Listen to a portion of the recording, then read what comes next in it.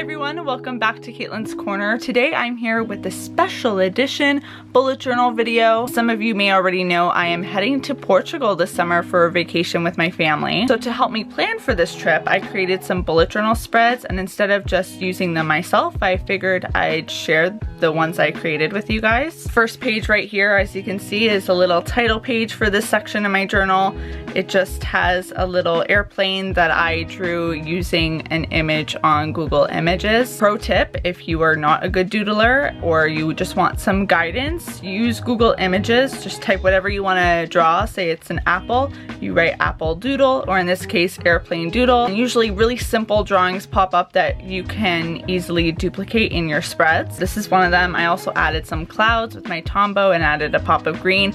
Any products I use to create these spreads will be linked down below. It's a very simple cover page, but I really do like it. And we're just gonna move on over to pages 2 and 3. This page on the left, as you can see, is one dedicated both to writing down my flight details and also a list for my plane must-haves. I wrote flight in 3D letters and I really loved how these turned out. I want to do more 3D letter work in my spreads. And down below I kept it simple. I wrote down, you know, obviously the day that I would be traveling, although this is a fake date because I didn't want to publicize on the internet when I will be leaving the country. And then there's also sections to write your departure time, your arrival time, your flight number, your airline, and there's also some room that if I think of anything else I can squeeze some more info in there. Down below, as I mentioned, is my plane must-have. So these are things I want to make sure I take on my carry-on. We've got the typical things: laptop chargers, headphones, a change of clothes, hand sanitizer, a book, a face mask. So this is just something to get me started. I could add or take away from this as I start putting together my carry-on. And obviously if I'm gonna have a packing list for my carry-on, I also need a packing list for my actual luggage. You may have noticed that the title of this page is in Portuguese.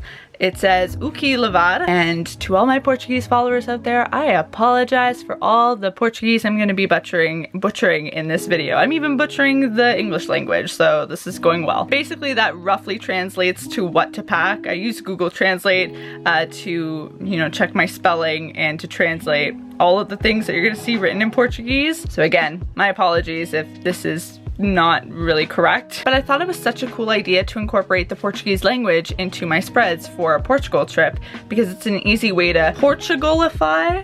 We're creating new words today. A spread in a really simple way. You could obviously do this for any destination that you're going to. So in addition to the title of the page being in Portuguese, I also have my different categories for the different things I'm packing. So I've got roupa, which is clothes, cara, which is face, so anything to do with skincare I kind of put in this category. Cabelo, which is your hair, so curling iron, hairbrush, yada yada yada. For makeup, I've got maquillagem, and that sounds not right. And then also corpo, which is your body. Poor pronunciation aside, I think incorporating all this Portuguese into something as simple as a list has made this page in particular one of my favorites. And we're moving on. This one on the left is an itinerary spread. It is not my actual itinerary because like I said in the beginning of this video, I don't want to give away too many details about my trip and my location. I brought back my vertical timeline spread for this itinerary. If you've been following my channel for a bit, you know I often do different variations of this spread for different things. I think I've used this before for a weekly spread and also just a to-do list. But in terms of using it as an itinerary, you would just write down the amount of days that you're in a set location, and then you can have a general plan for which cities or towns or tourist destinations that you're going to hit up on those days. This example right here is very general. It just highlights which days I would hypothetically be in a certain city. And then below each destination, you can write down a little bit more specific things, or you can keep it as simple as this so that while you're planning your trip, you have a general idea of when you want to be in certain places. The page to the right is another information heavy space where you can write down details related to a car rental or your hotel info. There's a spot to write phone numbers and the name of your car rental place or the name of your hotel, what city it's in, that sort of thing. And obviously if you're planning on being in a lot of hotels or renting cars at multiple destinations, then you can make this spread a lot bigger. But I don't need much space because my grandparents actually live in Portugal, so there will be a chunk of time that I'm spending in their home. And for those of you who have been asking, I am planning on vlogging during my trip, so stay tuned for that content. At the top, because I had a little room, I squeezed in a little time converter. So I wrote down at the bottom the Eastern Standard Time, which is obviously the time zone that I'm in because I'm in Toronto. And then up top, I wrote what time it would be in Portugal. So for example, if it's 11 a.m. here, it's 4 p.m. there. Obviously, you could just do the conversion quickly in your head, but I do like having it in my journal so that when I'm in Portugal, you know, if I just don't want to think, I guess, I can quickly look at this chart to see, you know, what time it is back home and see if it's a good time to call family and friends. The next two pages are super fun. The page on the left is an example of a spread that you could do for each city, town, tourist destination that you're going to. You could also do this for each day of your trip if you're going on a bit of a shorter trip. But for me, I'm going to Lisbon, Lisboa for the first time, and I really wanted a space for me to write down the different things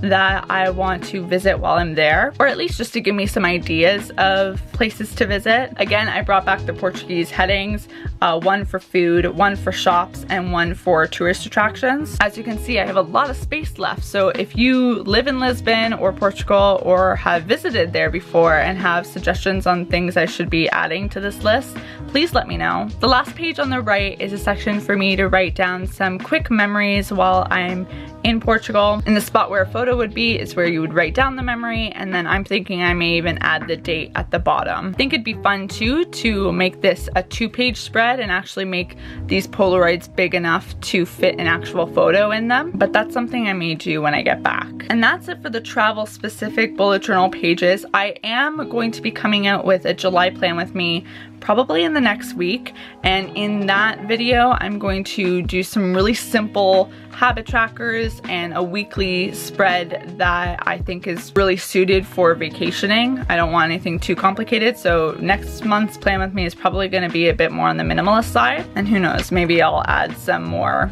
planning pages. I don't know, we'll see what happens once I start putting those spreads together. But if you enjoyed this video, be sure to give it a big thumbs up, hit that subscribe button if you haven't already. I'd love to know in the comments below, because I did make my spreads geared towards Portugal, whether or not any of you have visited Portugal or want to visit Portugal. I cannot tell you how excited I am for this trip, and creating all of these spreads got me even more excited, if that's possible. I will see you all soon with a new video, and until then, bye guys. Henry says bye too.